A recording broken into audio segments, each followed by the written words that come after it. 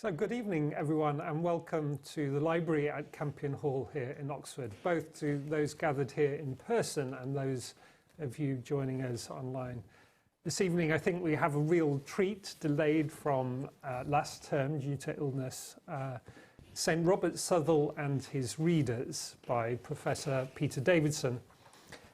Peter, as many of you know, is a senior research fellow in Renaissance and Baroque Studies here at Campion Hall. He's also the curator of our art collection. He teaches in the English faculty and is published in a number of different areas, but especially in the kind of area that we're looking at tonight. And we don't really have a better guide to looking at Robert Southwell than Peter, who's the general editor of a major project with Oxford University Press to publish the complete works of Robert Southwell in 5 volumes, so a significant thing, including works that have never been published before.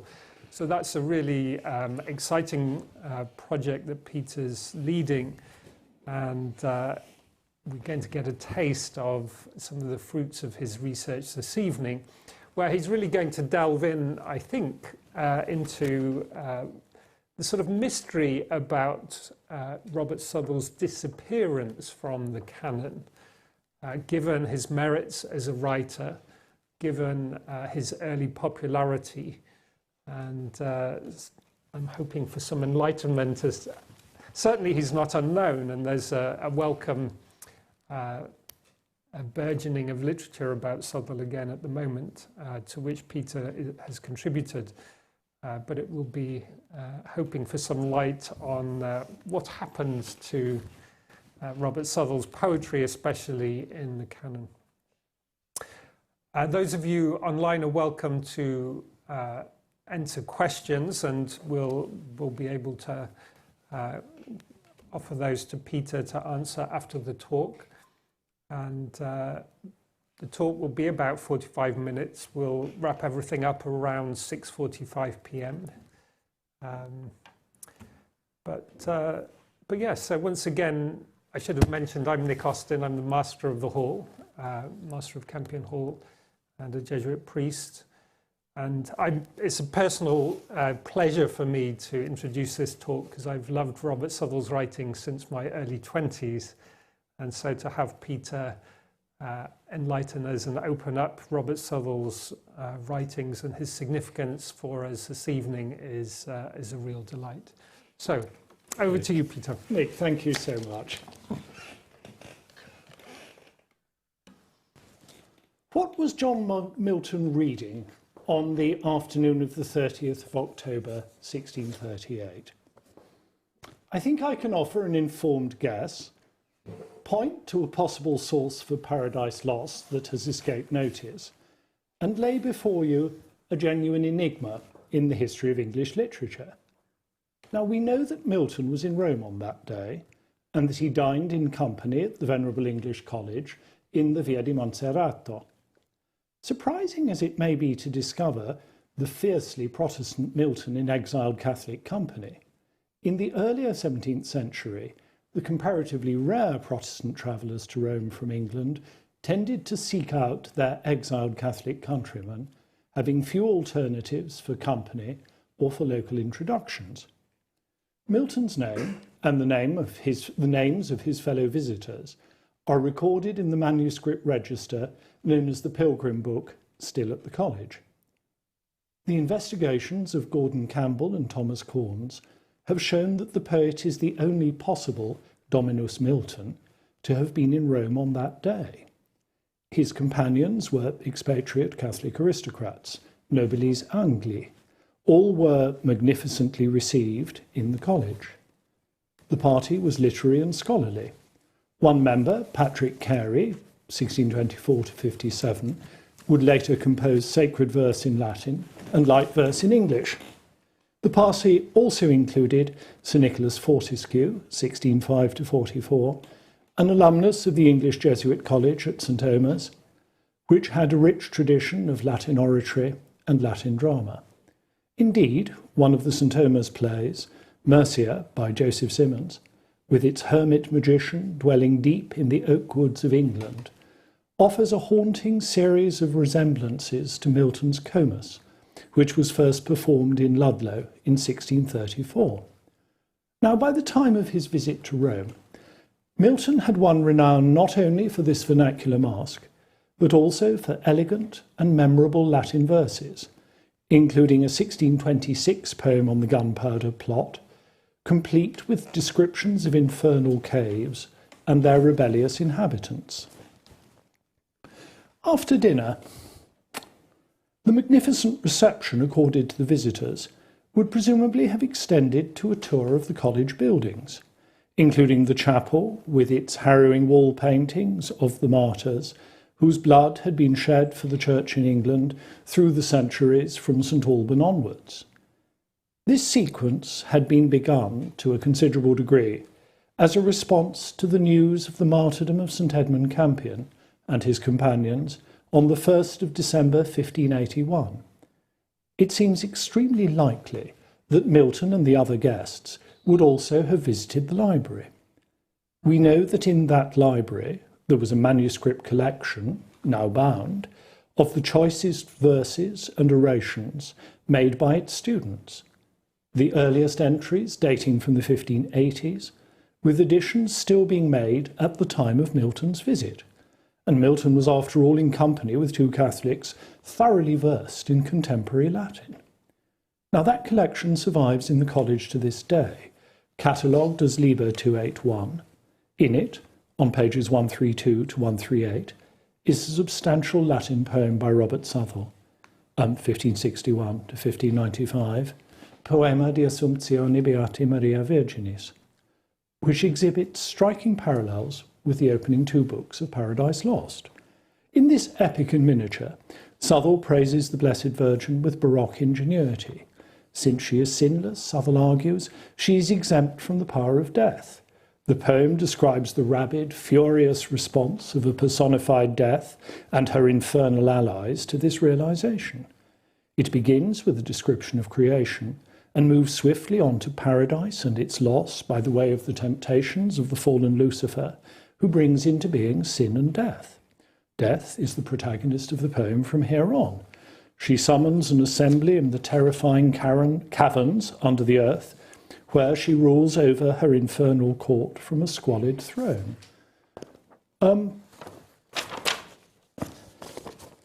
Urged by old age, who urges moderation, the company are persuaded to seek a judgment rather than to rebel outright. A messenger flies upwards, puts the case of the Senate of Lethe to the celestial court, but God rules in favour of one exceptional woman. The Blessed Virgin is crowned Queen of Heaven, and death flees back to the underworld. Now, might it be reasonable to conjecture that Milton saw Southwell's Latin poem on that day in Rome, and that his biblical epic was influenced by this early work by the Jesuit poet and martyr? Interestingly, 2 months after his visit to Rome, Milton wrote in Naples, in his poem Mansus, that he was meditating on a historical subject for an epic poem. He may indeed have been prompted by Southwell's poem, with its brilliant dramatisation of an infernal conclave and an attempted rebellion against God. We can be certain that at least one copy of Southwell's poem was under the same roof as Milton on that afternoon, and we might indeed conjecture that on the afternoon of the 30th of October 1638, Milton was reading Southwell. This anecdote raises the central question which this lecture hopes to address.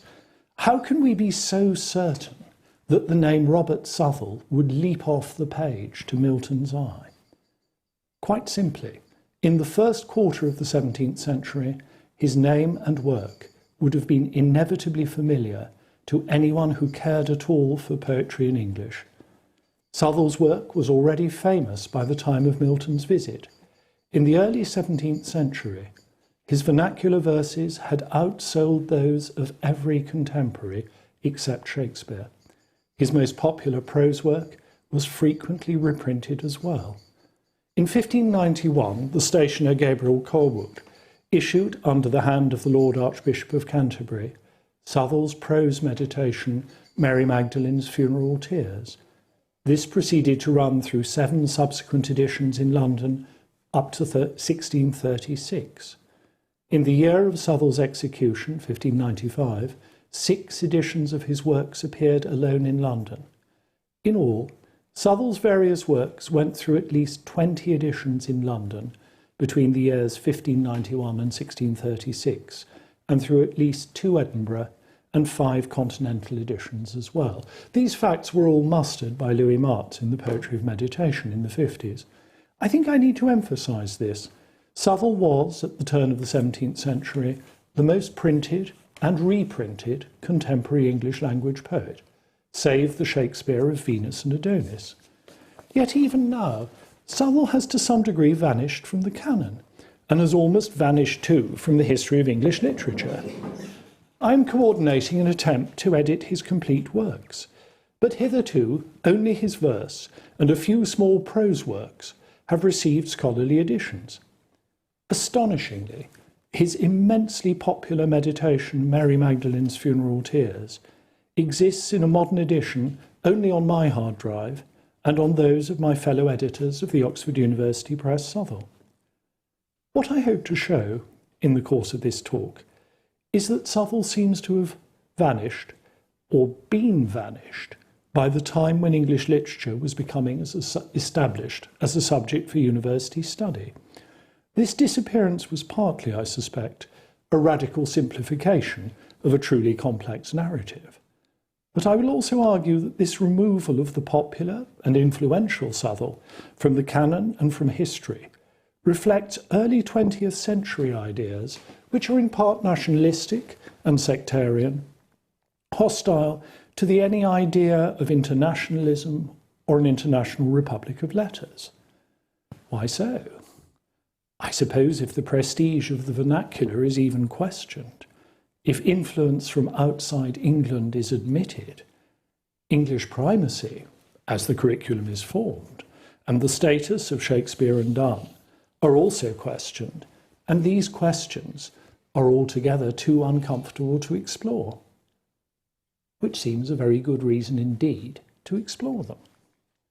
But I will first look quite briefly at Southwell's Recusant Catholic readers and the specific, sometimes remarkable use which they made of his verses. My main subject this evening is the vast majority of Southwell's readers, which is to say his Anglican and Presbyterian readers, those who bought and used copies of the many licensed and freely available London and Edinburgh editions of his works. I hope to show that Southwell was read very widely indeed in various Protestant communities, and that his wide and sustained popularity with Protestant readers casts very serious doubts on much which has been written about confessional reading, confessional style, and indeed about confessional spirituality. It certainly negates completely the extremely strange argument which I saw advanced last year, that only recusant Catholics read Southwell, and therefore he couldn't possibly have influenced Protestant writers. But indeed he is likely to have influenced those Protestants who bought copies of 18 licensed and entered London printings of his works. There are in fact also 2 rogue London printings, very Catholic indeed, hiding in plain sight, which I'll touch on in a moment. Once someone has vanished from a literary history, it is fascinating to observe just how difficult it is to reinstate them. Really much of what I have to say is a restatement with variations of what has been said half a century ago and more by the late Professor Louis Martz of Yale, and then revised, revisited and brilliantly expanded at the beginning of this century by my dear friend Professor Alison Schall. Both of these scholars emphasise the pivotal role which Southwell played in the development of early modern English poetry, as the single poet who did most to bring international styles in devotional verse to a country in some way moving out of the mainstream of international currents in the arts. In his wonderful The Poetry of Meditation, published in 1954 and revised in 1962, Martz emphasises the degree to which Southwell can be considered the founder of the whole school of meditative, meditative but also effective and visually imagined religious verse in 17th century England. When English became established as a subject for university study in the early 20th century, Dunn was of course rapidly advanced as the most significant innovator in poetry of the early modern period in England. To have placed Dunn as a poet who was innovative within a tradition begun by an English Jesuit educated on the continent would have complicated a narrative as well as perhaps opening some uncomfortable questions. So, to quote Marx, in short, the present study attempts to modify the view of literary history which sees a Dunn tradition in English religious poetry. It suggests instead a meditative tradition, which found its first notable exponent not in Dunn, but in Robert Southwell. Such a tradition could explain a number of embarrassing problems, which cannot be adequately explained with Dunn alone as our basing point. This is in no way to deny the greatness or the great influence of Dunn on the course of English poetry, but only to argue that a broader and greater tradition lies behind the abundant variety and versatility of English religious poetry in the 17th century. So, now I will move to Southwell's Catholic readers. Let us look to this minority, to Southwell's readers, English recusant Catholics at home or abroad.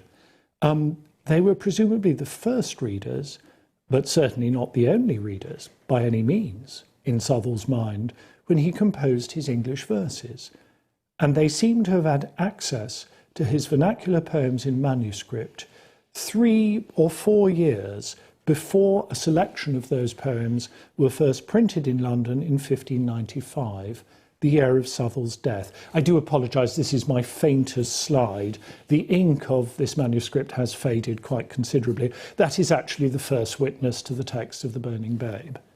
The nearest thing to an archetype or an authorial manuscript to survive is the substantial Jesuit-owned and Jesuit-copied manuscript collection of Southwell's English poems, which is on paper watermarked 1592 and was once in the hands of the Waldegrade family. It is now in the Jesuit archives and is known as Stonyhurst Manuscript A26. This is in 2 hands. There's a scribal hand and there's a very scrupulous correcting hand. It looks as if it's one remove from an autograph archetype. After this, there are further manuscripts in the same textual tradition, clearly circulated clandestinely in the Catholic community. The celebrated Bodleian manuscript English poet B5 comes to mind, as does the Gordon Castle manuscript in the National Library of Scotland. Texts closely related to this Catholic manuscript textual tradition were printed in 5 continental editions, starting with a St Omer's printing of 1616, which included both St Peter's Complaint and Mary Magdalene's Funeral Tears.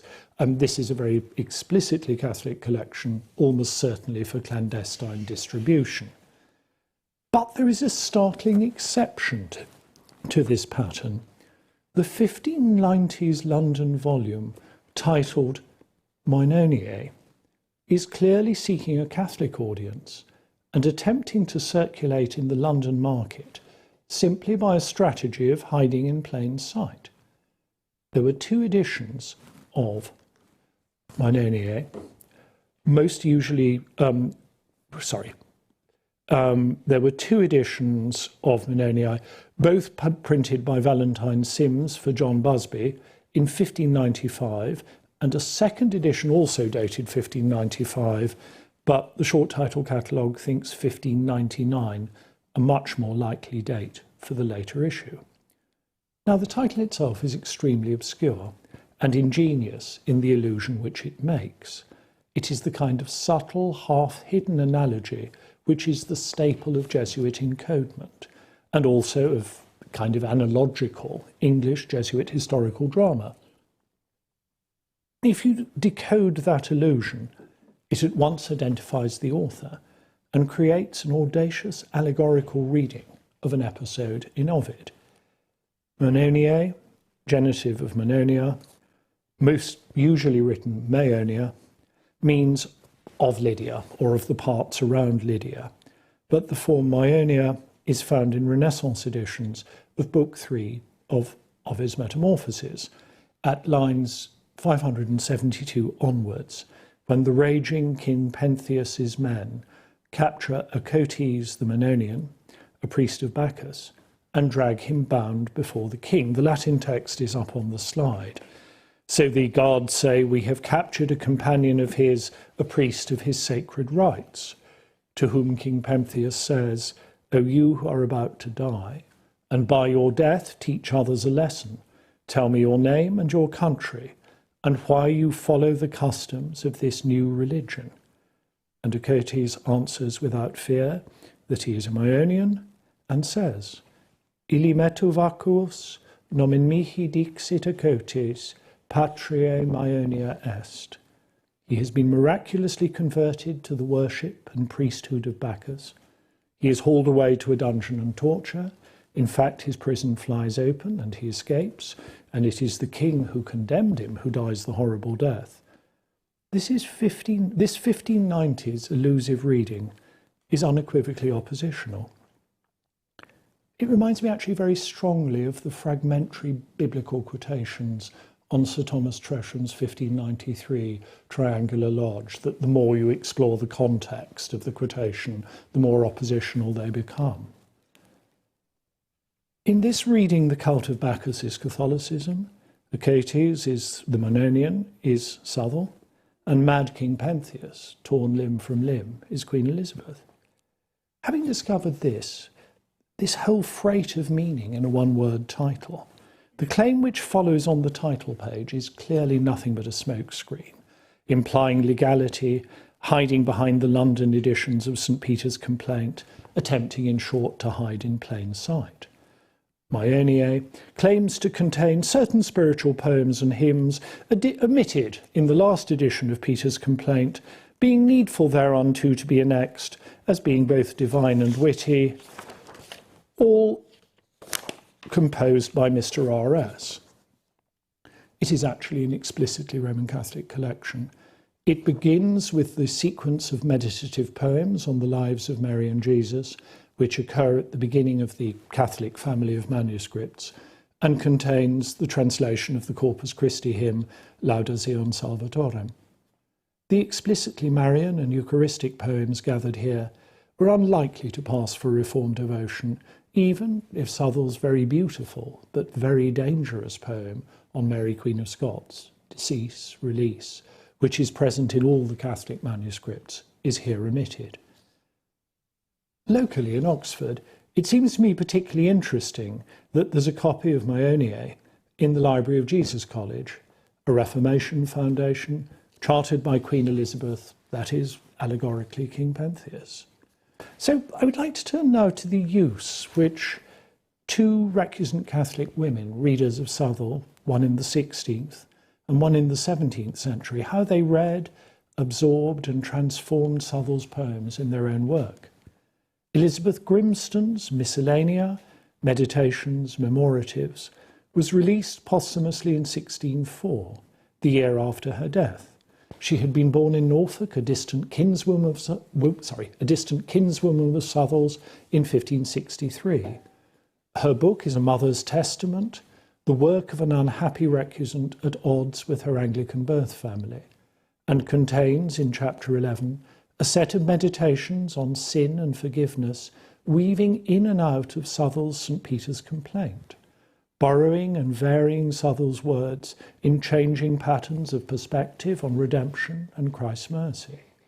She gives a real sense of having internalized Southwell's poem, which she used to recite, according to her son, presumably mentally, while playing, presumably she played a tune associated with the words, on a wind instrument, probably a recorder.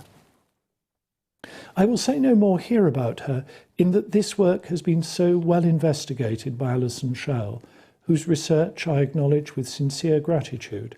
And now I will turn to the recusant gentlewoman, Helena Winter, of Badge Court, designer and maker, with her atelier of Worcestershire Catholic gentlewomen, of extraordinary vestments, all with some personal element of iconography and invention, all worked in shimmering bullion thread, pearls and gems. Their aesthetic value is very high, and her works are one of the most substantial oeuvres in any visual medium which can be securely attributed to a named early modern Englishwoman. Now, Helena Winter, who lived from about 1600 to 1671, was the daughter of the executed gunpowder plotter Robert Winter. She never married and devoted her life and considerable family resources to the support of the Jesuit mission and to the manufacture of vestments and altar hangings for the society. The iconographies of these works are complex and appear to be the fruit of individual or group meditation.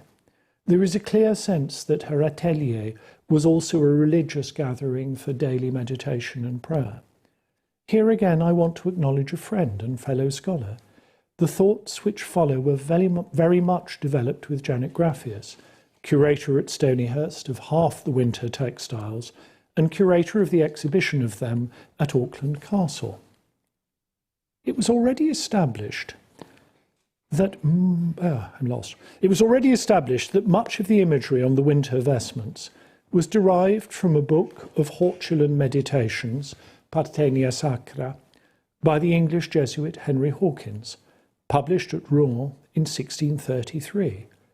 Thus also it was established that the designs were in no sense freestanding aesthetic inventions, but embodiments of digested religious meditation. Alerted by the recurrence of the images of phoenix and pelican, we realised that Southwell's poem, Christ's Bloody Sweat, was also a text on which the Winter atelier had meditated. The digested presence of this text appears in the Winter white dalmatic and tunicle which you've seen, both refashioned from a single white antependium. It is also hauntingly present in the chasuble referred to in Winter's will as the spangled suit, which is what you're looking at now. So Jan and I first set our ideas about the Winter atelier meditating on Southwell. We set these forth in our joint Parsons lecture at Stonyhurst, Secret Southwell. Christ's Bloody Sweat is a strange, meditative poem, audaciously baroque in its progressions of thought. The first stanza, which you see, is a magic square of phrases which can be read horizontally or vertically, or, because this is a very good magic square, diagonally. And it evokes Christ sweating blood and water in the Garden of Gethsemane. Fat soil, full spring, sweet olive, grape of bliss, that yields, that streams, that pours, that doth distill, untilled, undrawn, unstamped, untouched of press, dear fruit, clear brooks, fair oil, sweet wine at will. Thus Christ, unforced, prevents in shedding blood the whips, the thorns, the nails, the spear and rood. But the poem goes on to evoke the way in which this is a prefiguring event, Christ himself encompassing the fates of pelican and phoenix. But here the syntax of the second stanza is ambiguous and could refer also to the agony of an imitator of Christ, and it does so in terms which more than touch upon the hideous deaths of the martyrs on the English mission. As Jan Graffius phrases it, Helena chose to depict the pelicans and phoenixes which appear in her work beside streams of water, symbols of blood, fire, sacrifice and resurrection, references to the deaths of the Catholic priests in whose executions both fire and water were employed. He pelicans, he phoenix fate doth prove, whom flames consume, whom streams enforce to die. How burneth blood, how bleedeth burning love, can one in flame and stream both bathe and fry? How could he join a phoenix fiery pains in fainting pelicans' still bleeding veins? The white antependium had pelican and phoenix, and the pelican by water appears also on the white vestment which you've seen with small gilded brilliants called the spangled suit. This vestment has a prominent Marian monogram within a sunburst, flowers from Parthenia sacra, which relate symbolically to the attributes of Our Lady, marigold, iris, rose. And it also has small sunbursts containing the Jesuit IHS and the monograms of St. Ignatius and Francis Xavier. The sword-pierced heart of the Virgin is above the pelican, and at bottom left is a red flower, quite hard to identify, which at various times Jan and I have thought might be, indeed must be, a rose campion. If so, Helena Winter's thoughts followed the same sequence of ours as she read Christ's bloody sweat, and the canting flower evokes the martyr, imitator of Christ, pelican and phoenix, St. Edmund Campion.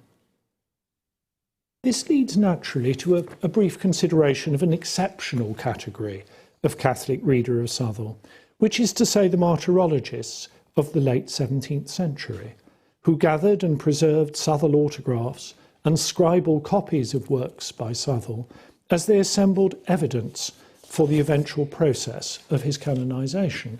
The canonisation of the English martyrs was not in fact formally opened until the later 19th century. The chief animator in this enterprise of gathering Southwell's writings as testimony was the English Jesuit Father Christopher Green. You see his handwriting on the flyleaf here, who seems to have concentrated Southwell material mostly brought from Rome amongst extensive collections relating to English Jesuit martyrs at the Biblioteca Magna, and you see on the inside of the front board, Bib Mag, of the English College in Liège.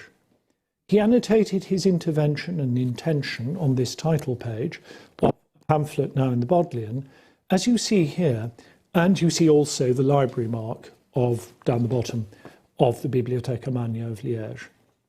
Much of this manuscript material, including the very first draft of St. Peter's complaint, this is now at Stonyhurst, was brought from Rome, or certainly the watermarks of the Chigi Montes and the Pamphili Dove would suggest that this is Roman paper. This was brought from Rome, and while the greater part of the Liège libraries and collections were brought to England, Liège is a river port, it was not impossible to get a lot of material out.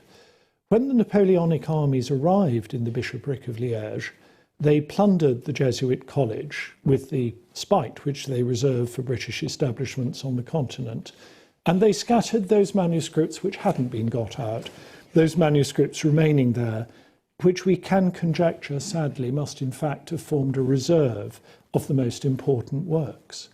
This explains the scattered leaves in Southwell's hand, which are now in the Bodleian, and the lost manuscript of plays from St. Omer's, which Stonyhurst bought on the antiquarian market only a few years ago. In fact, the Napoleonic armies appear to have created a paper chase of Liège reserve manuscripts stretching across Europe. It is my hope to pass my declining years in following it. So let us turn to consider Southwell and those between confessions. So here is an early version of the Jesuit badge as painted up in a not particularly secret Catholic chapel in Aberdeen. Before passing to the Protestant majority of early modern readers of Southwell, I'd like to pause for a moment on those who might be seen as moving between confessions in an early modern lifetime. Of those, the exiled Scot and accomplished minor poet Simeon Graham, 1570 to 1614, is perhaps interesting to us only in that Southwell seems to dominate his poetic and moral imagination. He lived a wandering life, he converted to Catholicism, he contributed a sonnet to Elizabeth Grimston's published Miscellanea. He may have died a Franciscan in France. His book, The Passionate Spark of a Relenting Mind, London 1604, especially his verse, his Passionado when he was in pilgrimage, is intensely intertextual with St. Peter's complaint and with Southwell's mountain poem, A Vale of Tears. It echoes other poems of Southwell's as well. the prodigal child's soul rack, and also the shipwreck imagery of St. Peter's complaint. I touch on this minor writer only in that his whole poetic of reckoning with conscience finds its voice exclusively through the work of Southwell. From him, I move to a very major writer indeed, the most celebrated literary convert of the period, John Donne. I am most indebted to Peter McCulloch for drawing my attention to an extraordinary moment when the then Protestant and ordained Dunn, in a baptism sermon of 1615 to 17, seems to draw attention to Southwell's most popular works in the course of a strange passage which implies that some godparents of the Anglican child being baptised were in fact recusant Catholics. The whole passage is intensely Southwellian in that it deals with repentant tears, with cleansing waters, with God wiping away all tears. I quote, "Whether they be tears of compunction or tears of compassion, tears for ourselves or tears for other, whether they be Magdalene's tears or Peter's tears, or tears for the state, that penal laws pecuniary or bloody lie heavy upon you, Deus abstergit omnem lacrimam." As an epilogue to this section, it is agreeable to note in the one city in Britain which might be described as confessionally plural, which is to say Aberdeen, with its 3-century policy of pragmatic toleration, Southwell's Mary Magdalene's Complaint makes a very late appearance in the astonishingly miscellaneous songbook Songs and Fancies, produced by the Episcopalian poet and publisher John Forbes in 1682. It seems to me wholly likely that he intended that Southwell's yearning verses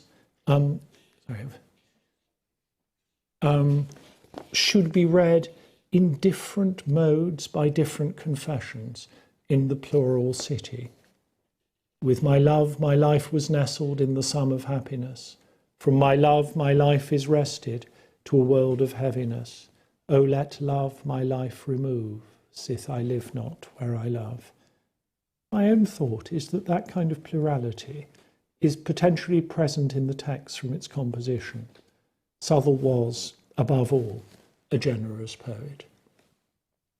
Moving out of the shadow worlds of the gens Lucifugia and of those between religious confessions, we come to those of Southwell's work which circulated absolutely openly on the London market, clearly attended for a majority Anglican readership. The several editions of St. Peter's Complaint and associated poems are composed of works which are essentially scriptural in matter and consolatory in tone. Perhaps they are unusually visual and effective by the English standards of the turn of the 17th century, but being founded on scripture or being exhortations to virtue, they were clearly acceptable to all religious sensibilities. This was the collection which was much reprinted at London and indeed at Edinburgh. Some editions also contain Mary Magdalene's Funeral Tears, which is itself scriptural and also consolatory. These St. Peter's Complaint editions could command a wide and untroubled readership and enjoyed vast popularity in Reformed Britain, both Anglican and Presbyterian. Let me put this another way.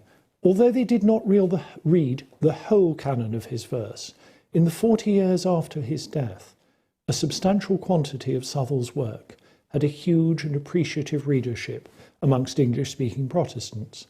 This is simple fact. As I've said, very few verse collections went into as many editions. It seems to me that this fact complicates, enriches and negates whole swathes of accepted literary history. Considerable doubt is cast on large retrospective assertions about confessional style. The facts cast doubt also on the prevailing narrative of the ways in which wider influences from Baroque Europe came into English writing, from the late 16th century onwards. Equally, these facts seem to me to negate an illogical view, but one very persistently held since the early 20th century, that it was somehow impossible that a large number of British Protestants could have read, known, loved, internalised and imitated verses by a Jesuit mission priest. Quite simply, they did. The influence is so persuasive that I will adduce but 2 examples out of many possibilities, George Herbert, and perhaps unexpectedly, the Cavalier Marquis of Montrose. The kinship between Southwell and Herbert emerges as an intense and close one when it is studied in detail, not least in the very similar ways in which both poets translate the devices of profane poetry to the service of religious devotion, Sellis and Shell. This is most readily apparent in the quatrain poems of both poets, with their simplicity of diction and rich hinterland of thought and devotion. To take the first pairing that comes to mind, if we consider the straightforward personifications. Hang on, something has slightly slipped because I'm so sorry. I'm going to have to just slightly retrace, and here we are. Just skip over. Here we are. If we could take the straightforward personifications and paradoxes of Southwell's content and rich, here we are on the slide. I dwell in grace's court, enriched with virtue's rights. Faith guides my wit, love leads my will, hope all my mind delights. In lowly vales I mount, to pleasure's highest pitch. My seely shroud true honour brings, my poor estate is rich. And then this echoes across so strongly to Herbert's The Elixir. This is the famous stone that turneth all to gold, for that which God doth touch and own cannot for less be told. And indeed strong resemblances might be found also with the joyful paradoxes and lucid versification of Herbert's The Submission.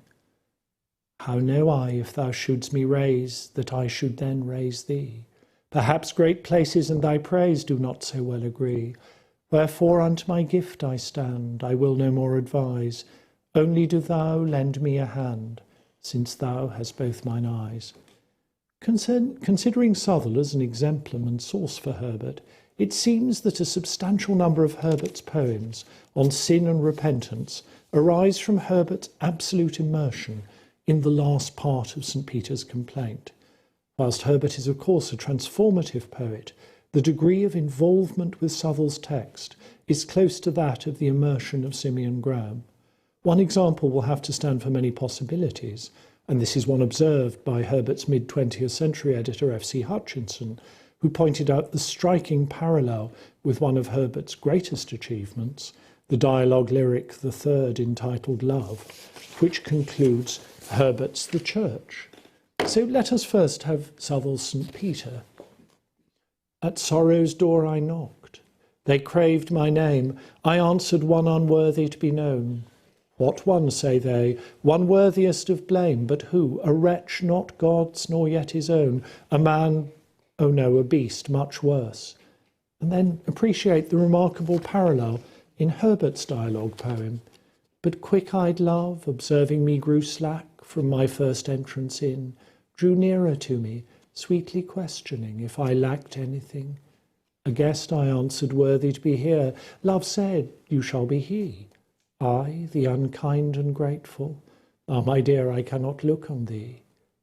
Love took my hand and smiling did reply, who made the eyes but I? Marx wrote of this conjuncture of Herbert's love, it has been said, that no poem better represents the way that Herbert assimilates and modified Dunn's style.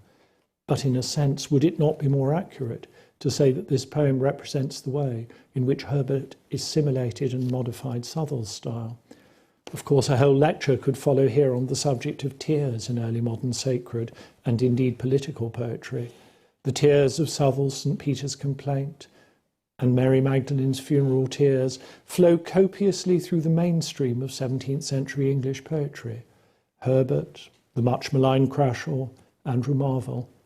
It is with an unexpected tears poem that I'd like to conclude this part of our exploration. Among the small number of passionately felt poems and songs which are attributed in an early 18th century Scottish miscellany to the Stuart loyalist aristocrat and military commander of the 1640s, James Graham, Marquis of Montrose, is a remarkable set of lines supposed to have been written on the death of Charles I.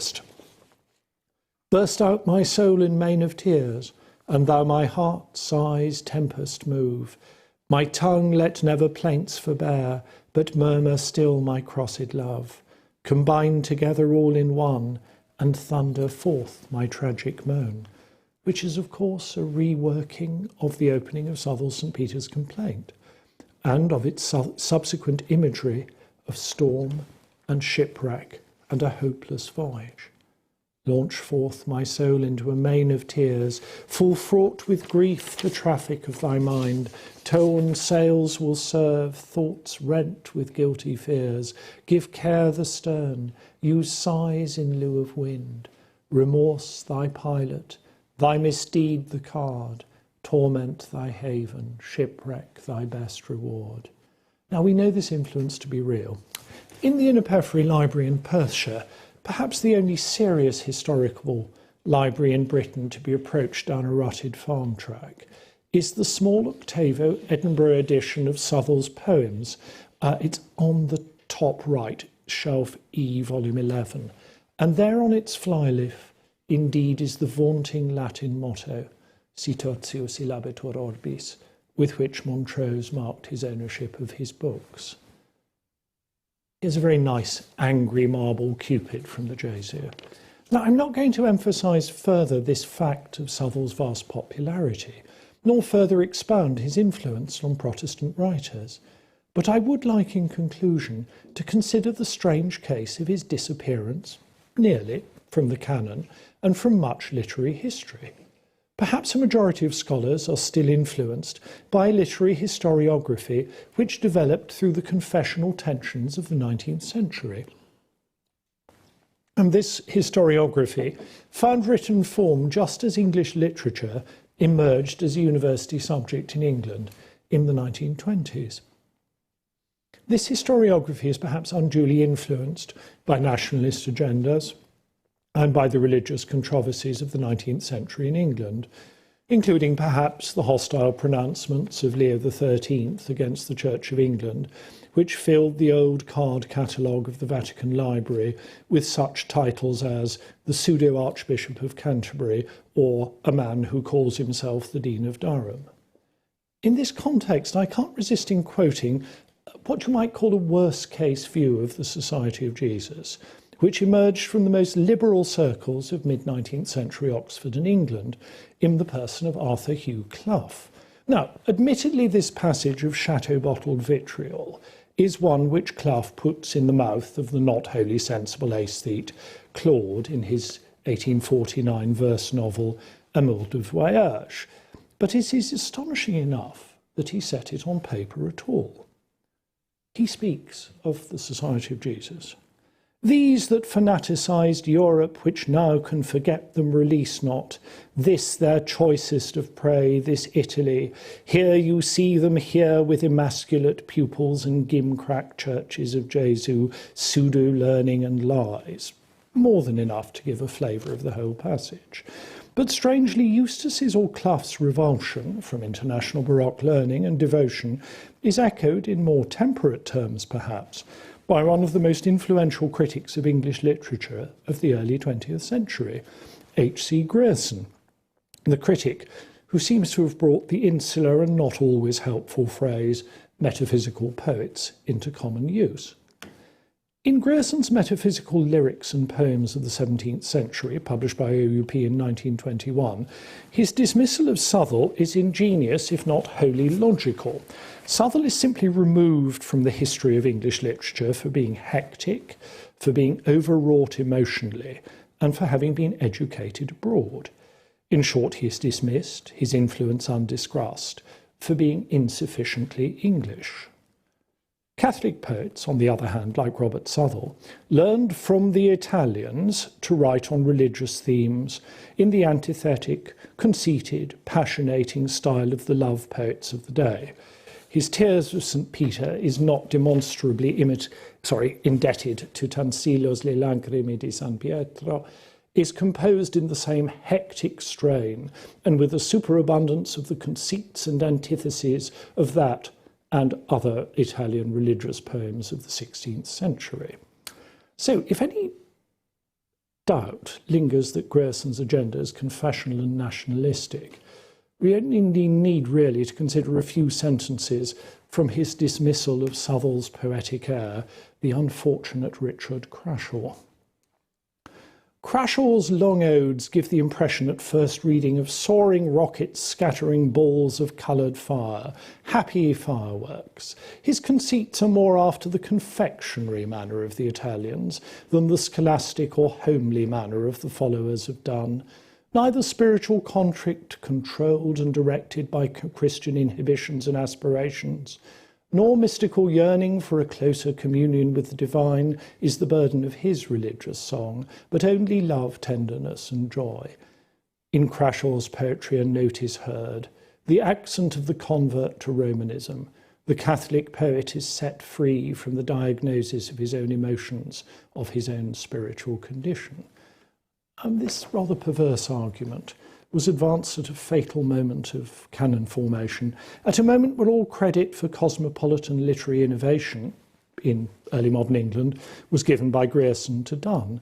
Effectively, of the two peaks of the English lyric Renaissance Parnassus, Donne and Southwell, one was simply removed from sight. To a considerable extent, that has remained the case, despite the reasoned and thoughtful advocacy of Oxford's late Professor of Poetry, Sir Geoffrey Hill, who wrote of Southwell's clarity of thought in his prose works in the essay The Absolute Reasonableness of Robert Southwell, which he first published in 1984. But, as early as 1978, he published his meditations in verse on the spiritual history of England in a volume called Tenebrae, containing a sequence of sonnets, lacrimae or tears, in tribute to Southwell, and in tribute to the hidden stream of poetic consonants, which joins the Jesuit poet and martyr of the 16th century to the scholar-poet of the late 20th. So here to end is Hill's Lacrimae Amantis, a faithful and true after-echo of St. Peter's complaint at a distance of nearly 4 centuries. What is there in my heart that you should sue so fiercely for its love? What kind of care brings you as though a stranger to my door, through the long night and in the icy dew, seeking the heart that will not harbour you, but keeps itself religiously secure?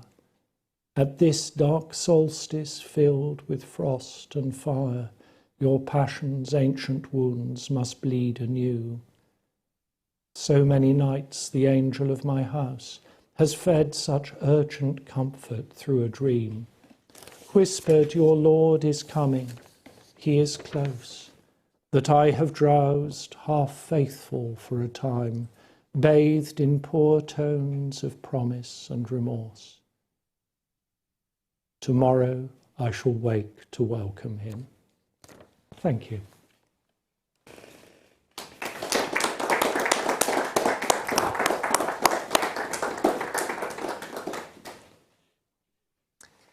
Thank you very much, Peter. You've given us a lot to meditate on, I think. A very rich narrative full of things to reflect on. One thing that's striking me is this sort of history of reception and non-reception, and the generosity, the openness, the magnanimity, if you like, of Anglican readers who found something in this Jesuit martyr that fed their souls, fed their hearts, fed their own imaginations. And alongside the more sorry story of those who were closed to what Southwell had to offer.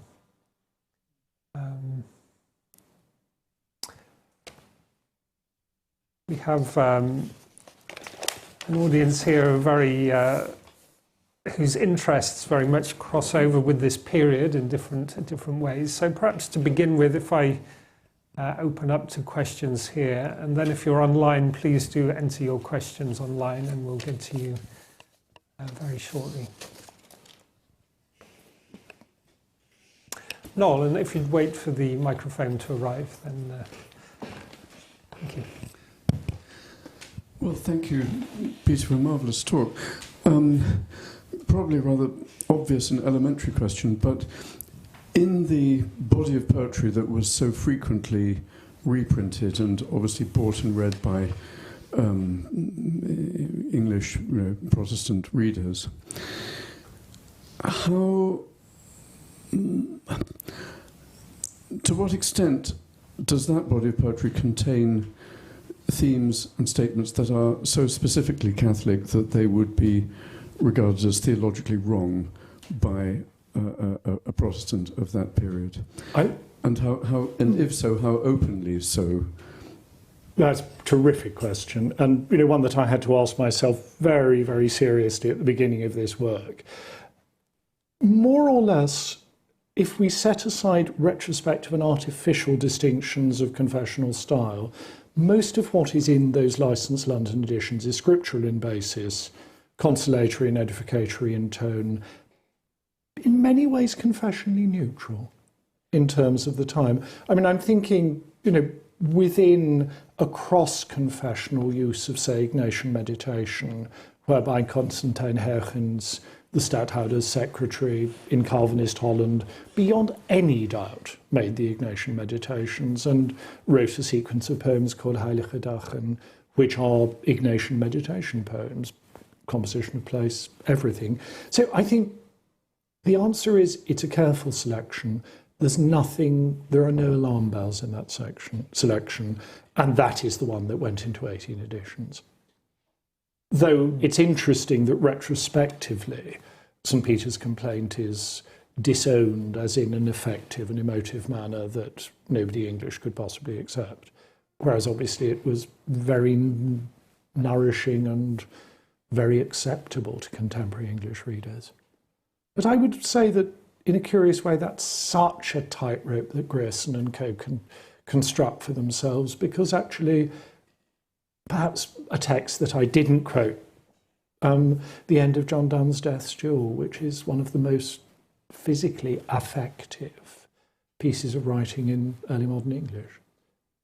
So, a terrific question for which my thanks, and it's a careful volume, which makes the attempt of Maionier to fly in plain sight, kind of in its shadow, audacious and quite clever.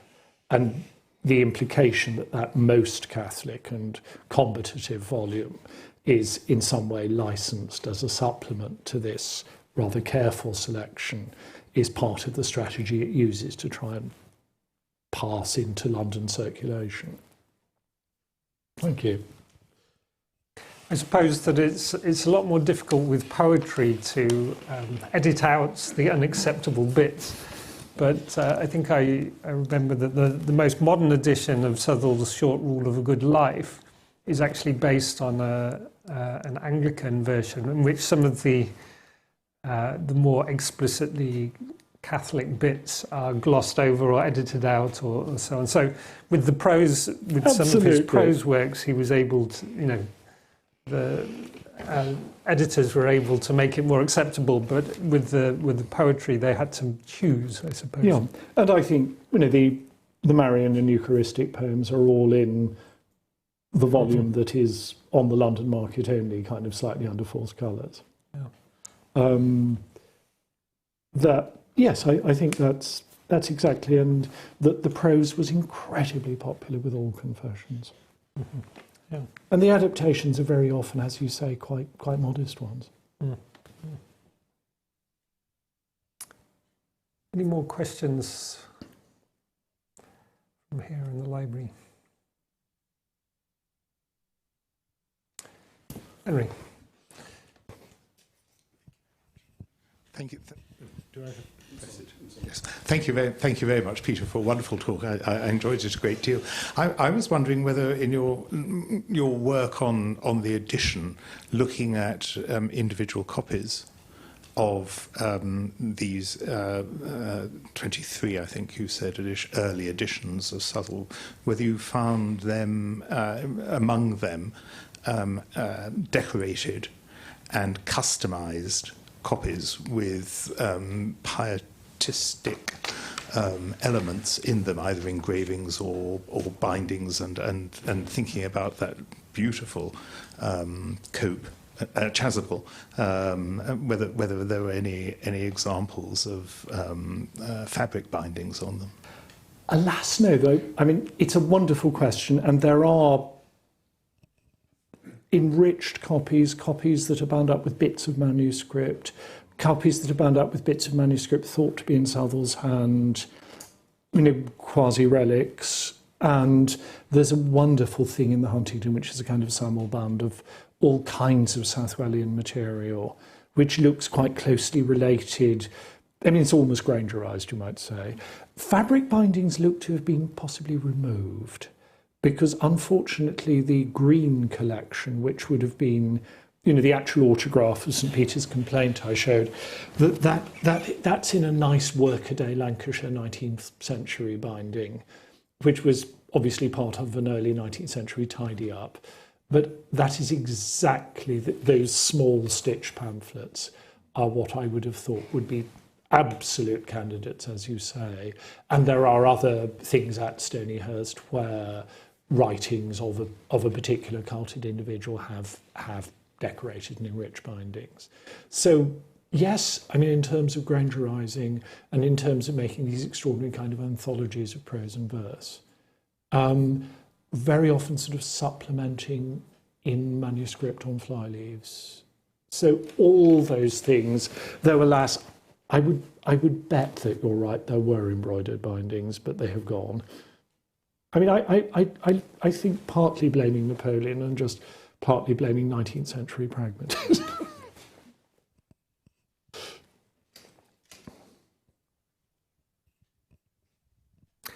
One interesting question here is to do, I think, with the relationship between the spiritual exercises and what you described as Southwell's visual, affective, meditative poetry.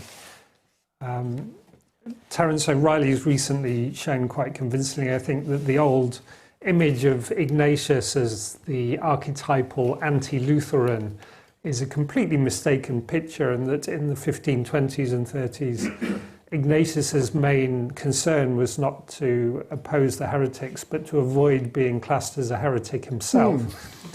And that, in the spiritual exercise, is very scriptural, based on the cross, on meditation, on desire for compunction for sin. These things are acceptable across confessional boundaries. So I suppose what I'm wondering is, to what extent is it not just that the exercises lead into Southwell's own process of writing poetry, but to what extent is Southwell hoping to draw his readers into that kind of meditative engagement with Christ, with the saints, with Scripture, and so on? I think just absolutely. But I think a lot of the work is done already by lightly deconfessionalized versions of meditative texts based on Ignatius, which really are spread throughout Europe. And that the use of emblemata of a kind that one might think of as quite Jesuit is actually also quite nonconformist. And that there is, this is in a sense what you've just enriched what I was touching on towards the end, this making of artificial distinctions in retrospect. That actually, I'm thinking also of my wife's work on English works translated abroad, that they're so often what we think of as Catholic devotional works have a tremendous sale in Protestant countries. And that I think there is much more fluidity and much more use of meditation across. And yet, it's odd because much of this is in Louis Marx and it's just never quite stuck. That sometimes people publish something really very considered and it doesn't become part of the accepted wisdom. Yeah. But I think it's absolutely the case. And it makes the history all the more interesting and worthy of further exploration, these different influences and cross-currents. I remember sitting in Leiden 35 years ago, reading Constantine Huygens' Heilige Dagen. Ignatius. And then there's the point where he says, and then consider the straw in the stable, and what's the next line in Huygens? Make yourself the little servant who stands at the stable. And so I was thinking, what is the effectively Prime Minister of the most successful Calvinist country in Europe? Of course, he is doing these meditations as almost everybody did. I think the absolute best-selling book, it's always controversial, but there's a Jesuit meditation, Drexel, is almost the best-selling book of Renaissance Europe. It's printed everywhere. Yeah. Good. We have another couple of questions, and then we'll see if there's any from online. John. Thank you very much. That was a fascinating presentation. I was very interested in of course, I'm an Anglican, I was very interested in the influence on writers like Herbert. But I wonder if you could say any more about the reception in Scotland, in the Church of Scotland, where, on the face of it, one would expect perhaps less sympathy than you get south of the border. I don't know. It's extraordinary because, without exaggerating, so very little is printed in Edinburgh. By and large, the Scottish habit is to get your books from the continent. But, that's not a flip thing, so, that's based on thinking about the Lindsay libraries quite seriously. But Southwell runs to 2 editions. And, it's so unusual for Scots to read in the vernacular because the language of Scottish recreational reading is almost inevitably Latin. There's almost nothing translated into Scottish English after Gavin Douglas. Things are translated, they're just published in Latin for the Scottish market. And at a time when nearly all Scottish literary activity is in Latin, that 2 editions of an English verse book should command an Edinburgh sale suggests a really warm reception for Southwell in lowland Scotland. There's the question of the sort of rather more cosmopolitan and confessionally fluid Aberdeen. Those songbooks are fascinating things, and actually Forbes, the publisher, was himself a very accomplished spiritual poet. And it's a volume hardly known because it only survives in 1 copy. But I think that a vernacular work should go into 2 editions in Scotland. You're in the kind of popularity of something like Dubartas. And this argues that Southwell really did command a tremendous readership by the modest standards of the day in the Scotland of the early 17th century. Thank you. Gerard, and then we'll see what questions. Thank you very much for a wonderful talk, and visually exciting as well.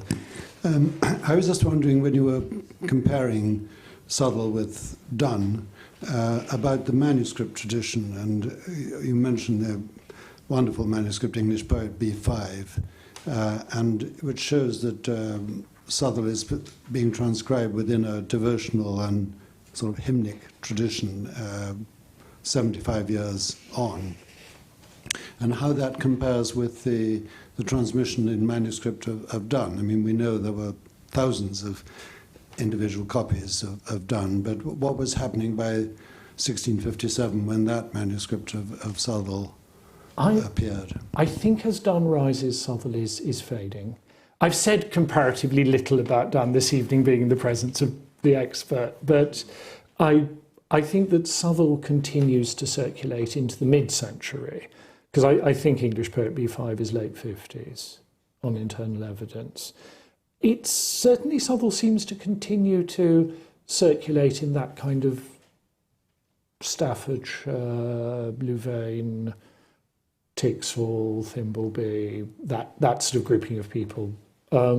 He seems to be in the commonplace books of that group of people who start in their young youth as kind of Spanish match, diplomatic, Queen's Court Catholics.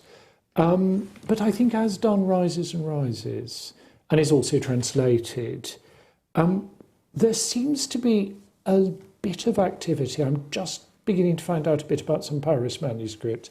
Seems to be a bit of Latin activity around Southwell in the mid-century, but really Donne is rising in the vernacular like a star as Southwell is going quiet into more Catholic circles. And of course into popular song like Mary Magdalene's Complaint. So I think the one rises as the other goes quiet. Good. Carl, would you like to pose a question from our online viewers? Thank you, Professor Davidson, for your lecture. We have received several questions, and I have to choose two of them. Someone is asking, how was the work of Southwell received, if at all, on the continent? And another person is asking, could you outline the difference between Southwell's printed texts and his manuscript tradition in terms of extent and number of texts? Certainly. I'll take the second one first, if I may, and then you might just remind me of the terms of the first question. It's pretty well a complete works in English that is circulated in the Jesuit family of manuscripts. And virtually everything that appears in print is from within that collection. There's very few outliers. Those outliers are mostly things he wrote before he left Rome for England.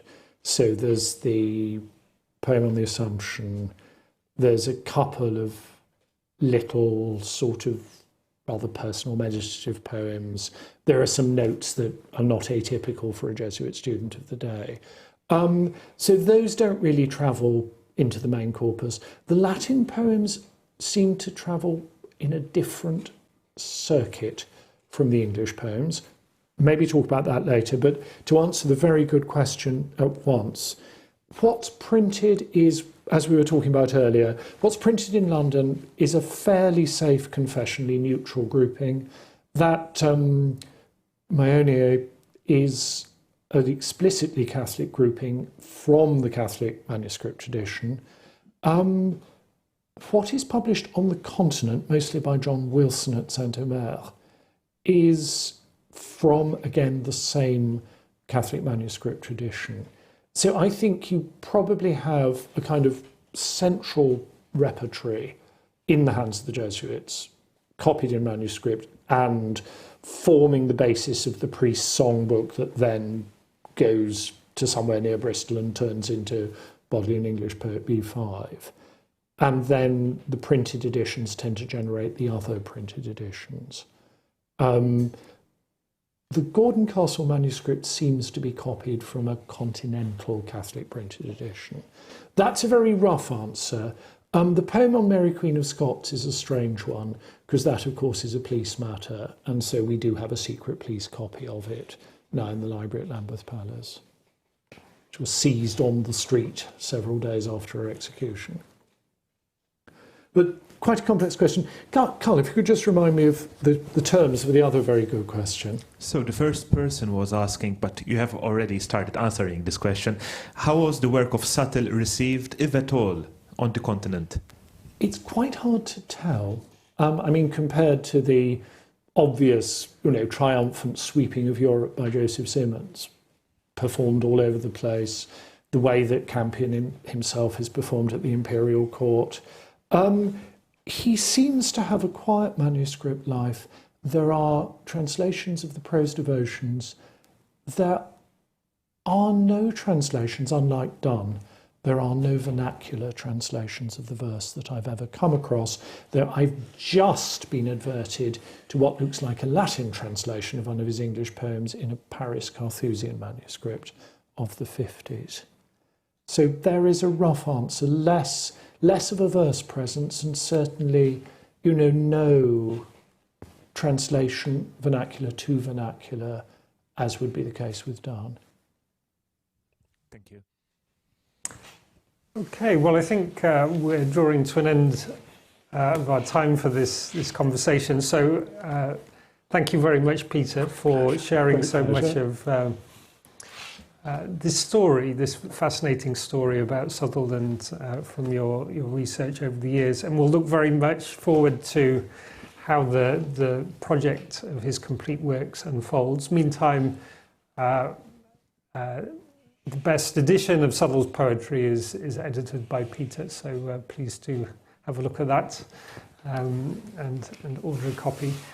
And I think all of us are going to enthusiastically return to Sutherland's poetry with a new eye, shall we say. Oh, so thank you very much. Thank you all so much.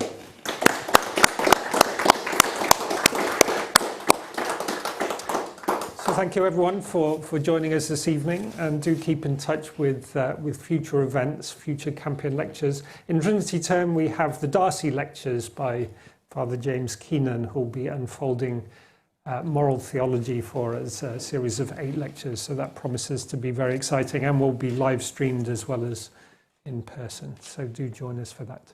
Have a good evening, everyone. Thank you, sir.